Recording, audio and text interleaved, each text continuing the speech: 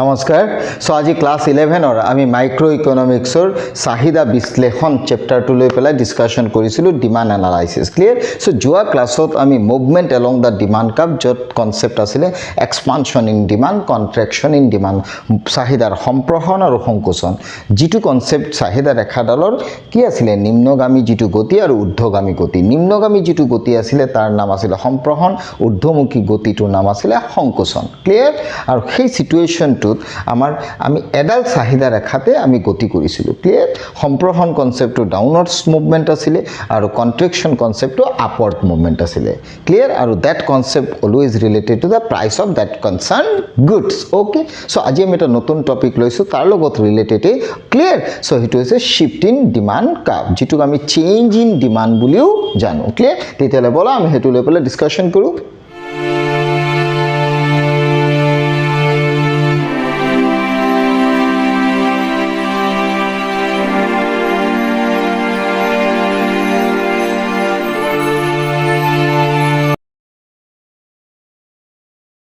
shift in demand curve okay always eta kotha monot rakhiba law of demand ot eta kotha koa hoisile ki other things remains constant clear কোনো এটা বস্তুৰ যেতিয়া দৰ বৃদ্ধি পায় তেতিয়া তাৰ চাহিদা হ্ৰাস পায় আৰু দৰ হ্ৰাস পালে চাহিদা বৃদ্ধি পায় তাত কিন্তু এটা লাইন আছিল আদাৰ থিংস ৰিমেইনস কনস্ট্যান্ট মিন্স অন্যান্য অৱস্থা অপৰিৱৰ্তিত ৰাখি যদিহে দ্ৰব্যৰ এটা দৰ বৃদ্ধি পায় তেতিয়া চাহিদা হ্ৰাস পায় আৰু দৰ হ্ৰাস পালে চাহিদা বৃদ্ধি পায় বাট কোৱেশ্চনটো হৈছে প্ৰশ্নটো এইটো হৈছে অন্যান্য অৱস্থাবিলাক অপৰিৱৰ্তিত থাকি পেলাই হ'ব লাগিব তেহে ডিমান্ড ল বা চাহিদা বৃদ্ধিটোৰ কথা প্ৰযোজ্য হ'ব ক্লিয়াৰ তো প্ৰশ্ন হৈছে যদি সেই অন্যান্য অৱস্থাবিলাক পৰিৱৰ্তন হৈ যায় মিন চেঞ্জ হৈ যায় প্ৰথম কথা হেতু দ্বিতীয় কথা সেই অন্যান্য অৱস্থা বা আদাৰ থিংস কেইটা কি কি ক্লিয়াৰ সো হেতুৰ লগতে জড়িত আমাৰ shift in demand curve কনসেপ্টটো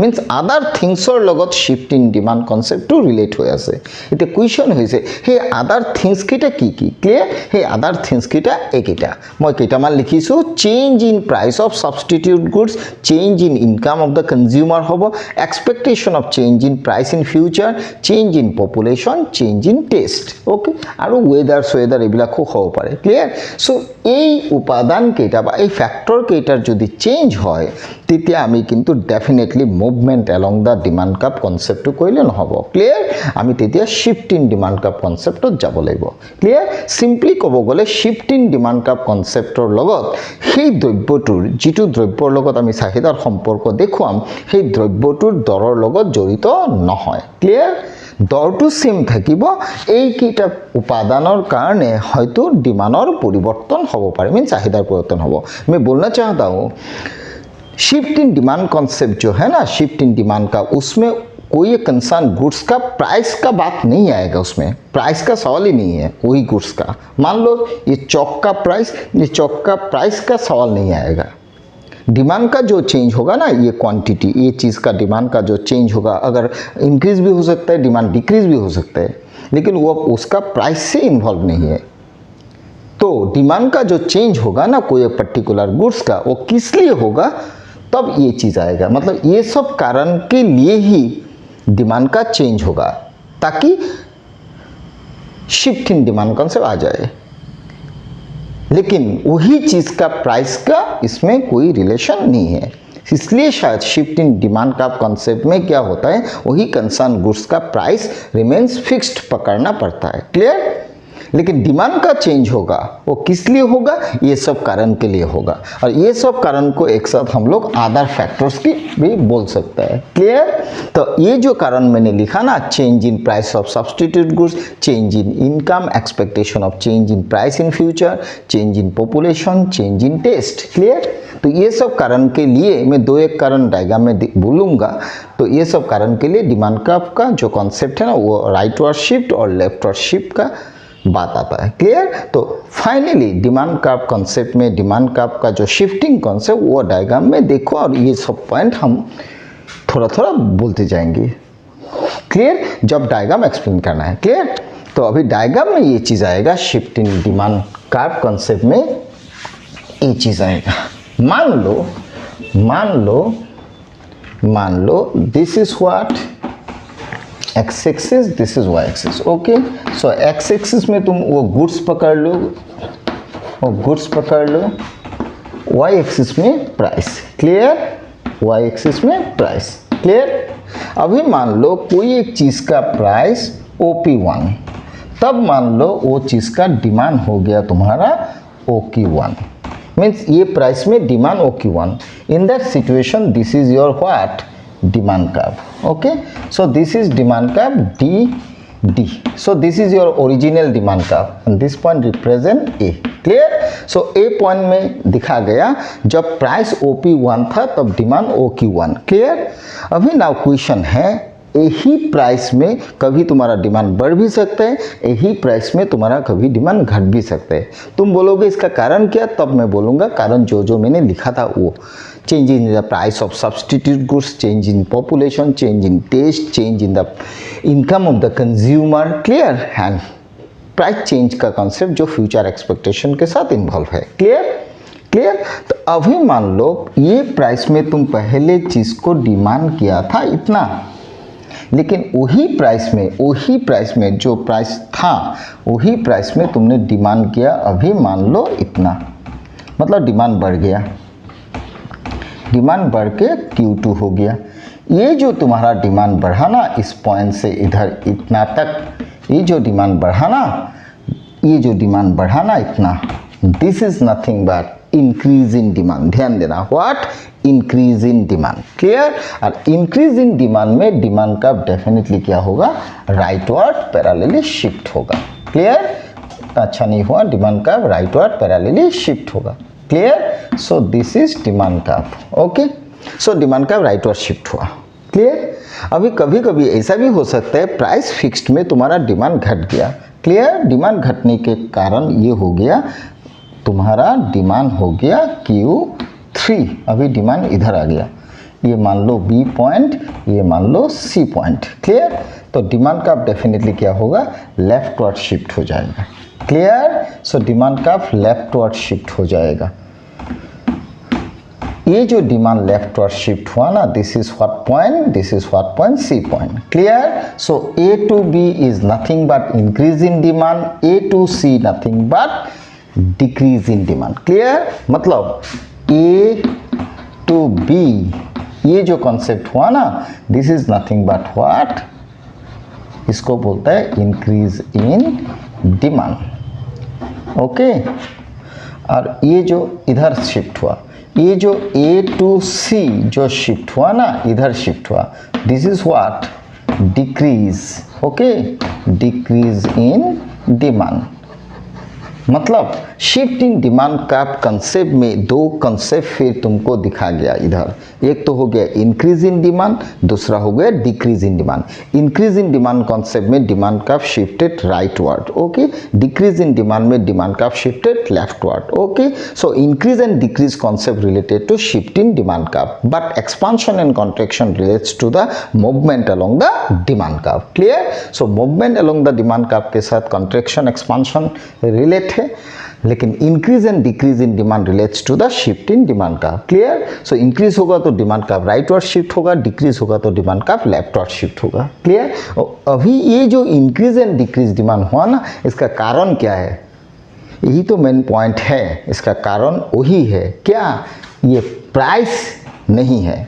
okay, ये प्राइस नहीं है, तो कारण क्या है? कारण वो सब है, क्या? Change in the prices of substitute goods, changes in the income of the consumer, changes in the taste of the consumer. Clear? ये सब कारण है। तो मैं दो कारण दिखाता हूँ। अभी मान लो कोई एक चीज़ ले लो, मान लो तुम 10 रुपया में मान लो, ये मैं न्यूमेरिकल अभी दिखा रहा हूँ, देखो 10 रुपया में मान लो तुमको 5 कापी पकड़ ले तो चाय खाना है ना।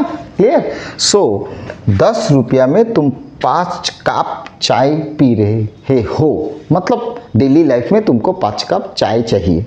ठीक है? तब उसका प्राइस था पर कप का ₹10। क्लियर? अभी मान लो जब तुम 10 रुपीज़ में 5 कप डिमांड कर रहा था, उस टाइम पे क्या हुआ?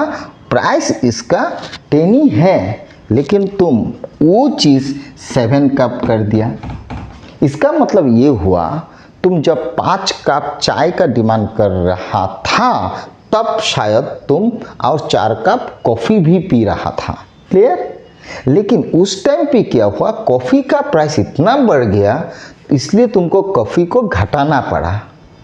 तो कॉफ़ी का अगर घटाना पड़ा क्योंकि कॉफ़ी का प्राइस बढ़ गया तो कॉफ़ी थोड़ी 4 कप खा सकोगे, ठीक है ना। तो कॉफ़ी का अगर तुम घटा दिया तो तुमको चाय को बढ़ाना है, इसलिए शायद तुम 10 रुपीज़ में पहले 5 कप डिमांड करा था चाय का, अभी तुम 7 कप कर रहे हो क्योंकि उधर तुमने कॉफ़ी को डिक्रीज़ किया क्योंकि कॉफ़ी का प्राइस बढ़ गया। क्योंकि कॉफ़ी का प्राइस बढ़ा तो कॉफ़ी पीना छोड़ दिया, चाय ज़्यादा पीना शुरू किया, but at the same price. Clear? इसलिए शायद तुम्हारा डिमांड बढ़ गया।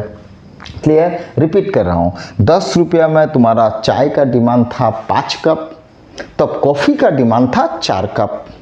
लेकिन तब क्या हुआ, कॉफ़ी का प्राइस बढ़ गया इसलिए तुम कॉफ़ी पीना छोड़ दिया, तो उसकी जगह तुम ढूंढा क्या खा सकता है, क्या पी सकता है। तब तुमको लगा 10 रुपीज़ में चाय मिल रहा है तो चाय क्यों ना थोड़ा सा बढ़ा दूँ, तो चाय तुमने क्या किया, बढ़ा दिया। क्लियर? तो ये सिचुएशन में prices of the substitute goods का क्या हुआ, प्राइस बढ़ गया, इसलिए सेम प्राइस में तुमने डिमांड ज़्यादा किया। क्लियर? ये भी तो हो सकता है ना, कॉफ़ी का प्राइस घट गया इसलिए तुम अभी कॉफ़ी के तरफ भागा, कॉफ़ी ज़्यादा पीने लगा, लेकिन टी पीना तुमने छोड़ दिया या घटा दिया।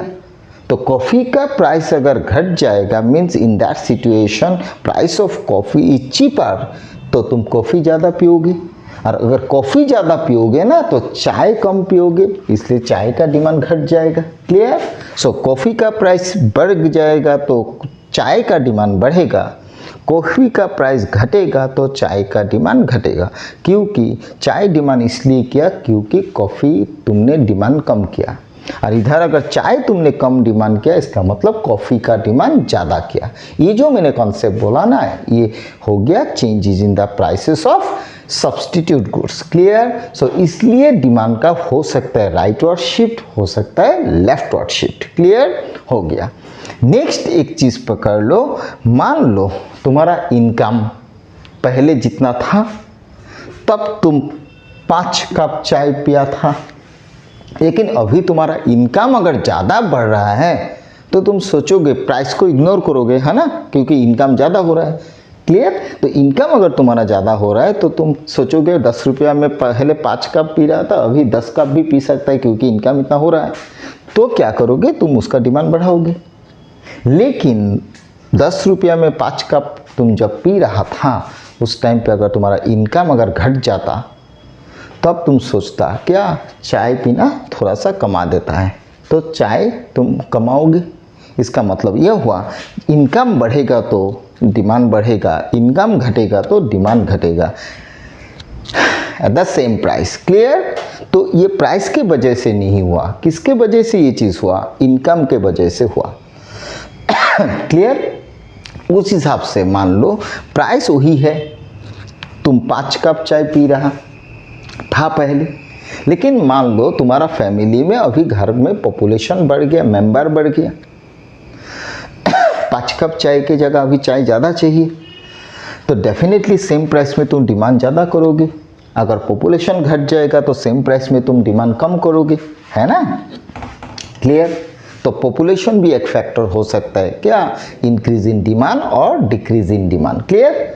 उस हिसाब से प्राइस का जो चेंज है ना वो फ्यूचर एक्सपेक्टेशन, मतलब expectation in the changes of price in future, मतलब जो प्राइस में तुम चाय खरीदा था, मान लो तुमने सोचा वही प्राइस फ्यूचर में और बढ़ सकता है। क्लियर? अगर फ्यूचर में वो प्राइस और बढ़ सकता है ना तो तुम अभी क्या करोगे, वही प्राइस में ज़्यादा खरीदोगे। क्लियर? मतलब डिमांड बढ़ेगा। लेकिन तुम्हारा फ्यूचर एक्सपेक्टेशन अगर ये है फ्यूचर में प्राइस ज़्यादा घटेगा, क्लियर, तब तुम क्या करोगे, सेम प्राइस में उसका डिमांड प्रेजेंट में घटाओगे, क्योंकि प्रेजेंट में इसलिए घटा रहे हो क्योंकि फ्यूचर में उसको तुमको चिपर में मिलेगा। तो अगर फ्यूचर में वो चीज़ चिपर में मिलेगा तो तुम करंट सिचुएशन में क्या करोगे, सेम प्राइस में उसका डिमांड घटाओगे। क्लियर। लेकिन सेम प्राइस में उसका डिमांड तभी बढ़ाओगे अगर तुमको लगे क्या फ्यूचर में प्राइस और बढ़ सकता है। तो फ्यूचर में अगर प्राइस ज़्यादा बढ़ेगा तो आज ही ज़्यादा खरीद लेता है, इसलिए तुम डिमांड बढ़ाओगे। क्लियर। तो ओवरऑल मैं बोलना चाहता हूँ ये जो डिमांड का जो rightward shift leftward shift concept, I mean to say increase in demand और डिक्रीज इन डिमांड कॉन्सेप्ट तुमको मिल रहा है ना, डिमांड का राइटवर्ड शिफ्ट, डिमांड का leftward shift, this is related to the what changes in other factors, मतलब changes in the prices of substitute goods, changes in income of the consumer expectation, and the changes in the price in future, okay, changes in taste also, clear, changes in population, clear। ये सब factor के वजह से तुम्हारा demand का जो change हुआ ना, इसलिए डिमांड कभी बढ़ा तो इंक्रीज इन डिमांड हो गया, कभी तुम्हारा डिमांड घटा तो डिक्रीज इन डिमांड हो गया। इंक्रीज इन डिमांड में डिमांड का rightward shift, decrease in demand में डिमांड का leftward shift, clear. But the overall situation में price of that concern goods remains what fixed, price of concern good what remains what, price of concern good remains what remains fixed, price of concern good remains fixed, मतलब वो particular वो चीज़ का price बढ़ेगा भी नहीं घटेगा भी नहीं, मतलब सेम प्राइस में तुमको डिमांड बढ़ाना है, सेम प्राइस में तुमको डिमांड घटाना है। Clear. If demand increases against the same price then increase in demand, if demand decreases at the same price then definitely decrease in demand, increase in demand nothing but rightward shift in demand curve, decrease in demand nothing but leftward shift in demand curve, clear। Overall expansion and contraction related to the movement along the demand curve, but shift in demand curve concept relates to the increase in demand and decrease in demand, clear। so increase and decrease demand, increase and decrease demand जो concept है ना, ये shift in demand curve concept से relate है, clear। but expansion and contraction relates to the movement along the demand curve, clear, and movement along the demand curve related to the price of that concerned goods, okay। but shift in demand curve concept either it is rightward or leftward always related to the other factors, not price of that concerned goods, okay। thank you।